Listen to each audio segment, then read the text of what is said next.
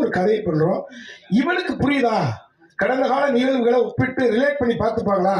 அப்படி நாம் தடுமாறுகிற பொழுதும் கூட பத்திரிகை ஊடக சகோதர சகோதரிகள், இல்லப்பா இது இப்ப நடந்தது, அதை இப்படி சொல்லியிருக்காங்க, நீங்க அந்த தலைமுறை பிள்ளைகளுக்கு, ஜென்ஸ் பிள்ளைகளுக்கு புரிய வைத்து விடுவீர்களா? அந்த நம்பிக்கையின் அடிப்படையில் உருவாக்கப்பட்ட கதை யார் வேண்டுமானாலும் விடுத்து விடலாம்.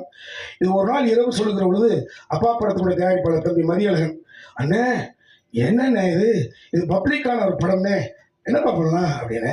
2வது நாள் திட்டக்குடியில் பிறந்த ஒரு தமிழ் மகன் சினிமாவை காப்பாற்ற, அவர் சினிமா மூலமா படம் அவருக்கு அவசியம் இல்லை, உங்களுக்கு ஓரளவு அவரோட நேரடியாக படையிருப்பீங்க. அவர் கலை மேல கொண்ட வெறி, ஏன்னா தயாரிப்பாளர்கள் அருகி அருகி அருகி அருகி போறார்களே, தயாரிப்பாளர்கள் இல்லையே, அதை மீறி ஏதாவது ஒரு படம் வருகிற ஒரு சிக்கல் இருக்குது என்ற கண்ணோட்டத்துல படம் எடுக்க வந்தார். அவர்கிட்ட போய் சொன்னோம், 2 மனமாக தான் போனோம். ஒத்துட்டவரு இது மக்களுக்கான படம் ஆச்சு என்று அந்த உணர்வோடு இருந்தாரு.